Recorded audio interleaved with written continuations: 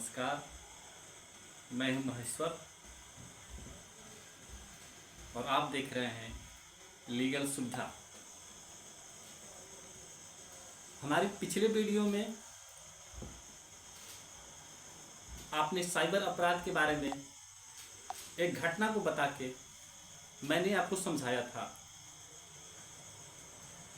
इस वीडियो में मैं एक नई घटना लेके आया हूं साइबर अपराध के बारे में, जिसको मैं आपके सामने बताऊंगा। एक नई घटना है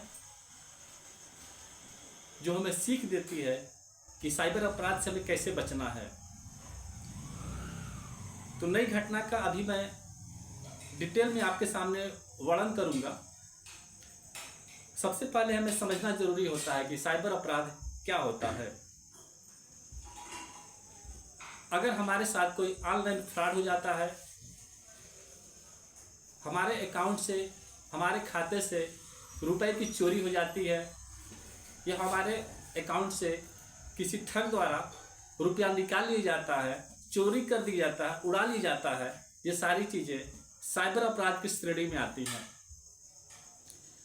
आज के समय में साइबर अपराध नंबर 1 का अपराध बनता जा रहा है और हमें उससे कैसे बचना है,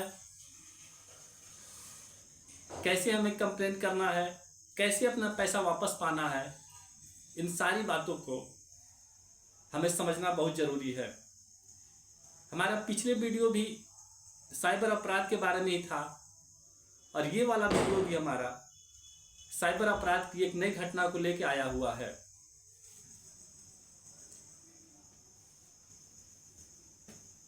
एक हमारे मित्र हैं जिनका नाम है स्वामीनाथ जी। स्वामीनाथ जी के साथ साइबर अपराध की घटना हो गई। वो हमारे पास आए और कहे कि साहब, हमारे साथ साइबर अपराध की घटना हो चुकी है।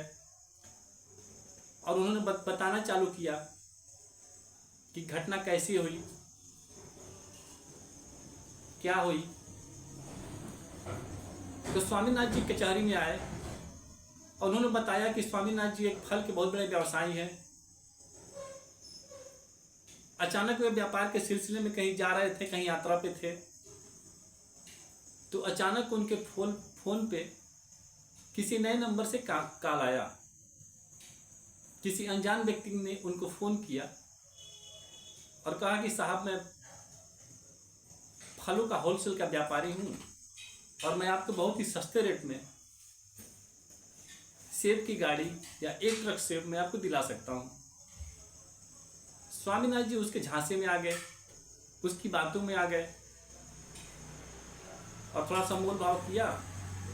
और सामने वाले शख्स ने ये बोला कि मैं काफ़ी सस्ते रेट में आपको तुरंत का तुरंत 1 ट्रक माल भिजवा दूंगा, बस आपको थोड़ी सी एक रकम पेशगी के तौर पे हमको ट्रांसफ़र करना पड़ेगा। स्वामीनाथ जी उसकी बातों में आके लालच में फंस गए और उसको कहे गए अकाउंट में अपना मोबाइल निकाला। और चूँकि स्वामीनाथ जी फलों के बड़े व्यापारी हैं, हमेशा उनका 1-2 लाख का टर्नओवर और लेन देन होता रहता है, इस वजह से स्वामीनाथ जी अपना मोबाइल निकाले और उस अनजान व्यक्ति के कहे अनुसार उसके अकाउंट में लगभग 1 लाख रुपया ऑन द स्पॉट गूगल पे से ट्रांसफ़र कर दिया।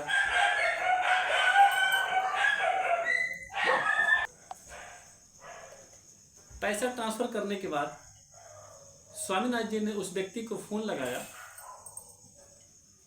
फ़ोन जब लगा रहे हैं तो पता चल रहा है कि उस व्यक्ति का मोबाइल तो बंद हो गया। जब मोबाइल चालू रहे तब तो फ़ोन लगे। कई बार स्वामीनाथ जी ट्राई किए, फ़ोन लगाते रहे, लेकिन उस व्यक्ति का मोबाइल खुला ही नहीं।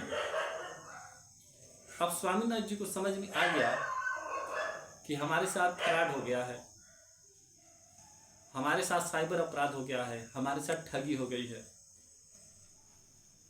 लेकिन स्वामीनाथ जी होशियार व्यक्ति थे। स्वामीनाथ जी ऑन द स्पॉट तुरंत उन्होंने क्या किया, national cyber crime helpline number 1930 पिछले वीडियो में बताया था मैंने, फिर इस वीडियो में भी मैं आपको बता रहा हूँ। नेशनल साइबर क्राइम नंबर, इस नंबर को आप लोग नोट कर लीजिए, 1930 1937। ये बहुत ही इंपॉर्टेंट नंबर है। जब भी आपके साथ कोई साइबर फ्रॉड हो, जब भी आपके अकाउंट से किसी पैसे की चोरी हो जाए, आप तुरंत सबसे पहला काम है 1930 पे आप कॉल करिए, 1930 पे तुरंत संपर्क करिए और अपने रिपोर्ट को दर्ज कराइए, अपनी सूचना को दर्ज कराइए। जो ही आप 1930 पे आप नंबर पे आप फ़ोन करेंगे, वहाँ से आपका सारा डिटेल लिया जाएगा और तुरंत ऑन द स्पॉट संबंधित पुलिस विभाग को और संबंधित बैंक को वह सूचना प्रेषित की जाएगी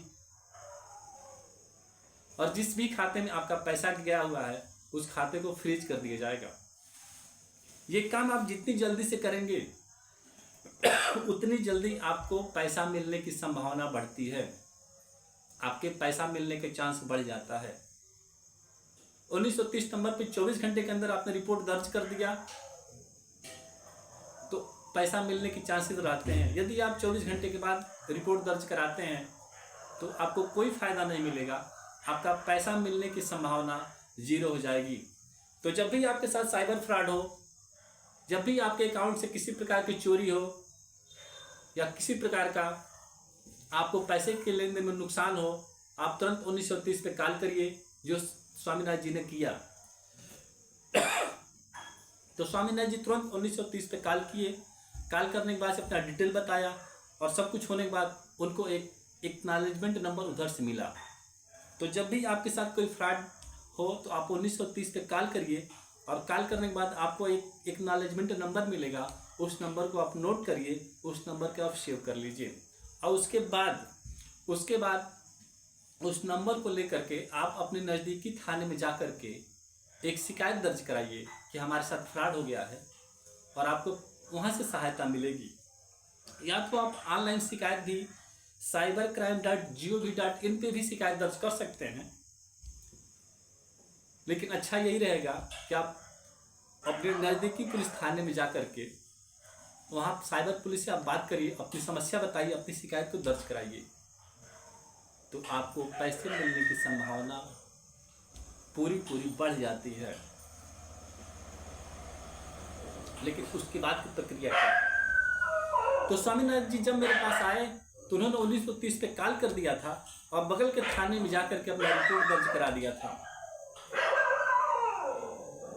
पुलिस की सक्रियता से और स्वामीनाथ जी के जल्दबाजी के कारण उनके 1 लाख रुपए में से लगभग 75,000 रुपये पैसे को होल्ड कर लिया गया था।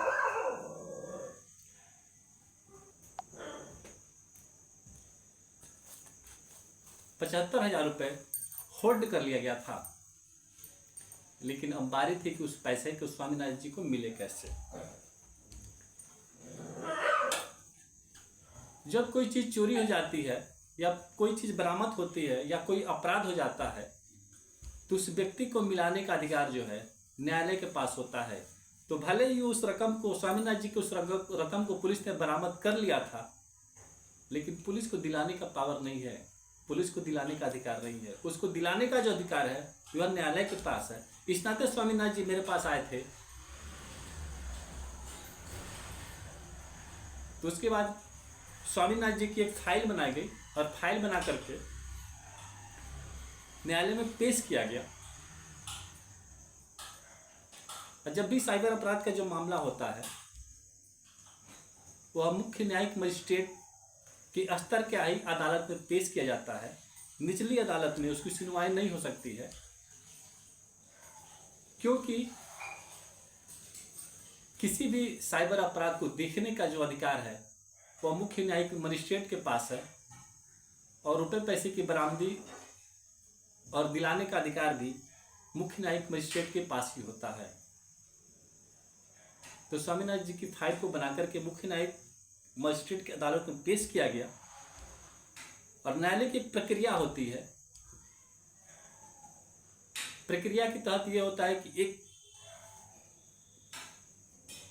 सूचना भेजी जाती थाने पे और थाने से ये रिपोर्ट मांगी जाती है कि स्वामीनाथ जी का कितना कितना पैसा जो है होल्ड किया गया है, कितना कितना पैसा बरामद किया गया है। तो थाने से लिख के आता है कि फला फला इनका 75,000 रुपया होल्ड कर लिया गया है। तो फिर न्यायालय दोबारा फिर आदेश करती है कि स्वामीनाथ जी का बरामद किया गया सारा पैसा इनके अकाउंट में फिर ट्रांसफर किया जाए। तो जब ये आदेश दोबारा पुलिस थाने में जाती है तो पुलिस थाना स्वामीनाथ जी के पैसे को इनके अकाउंट में ससम्मान के साथ वापस कर देती है। तो ये प्रक्रिया होती है साइबर अपराध का,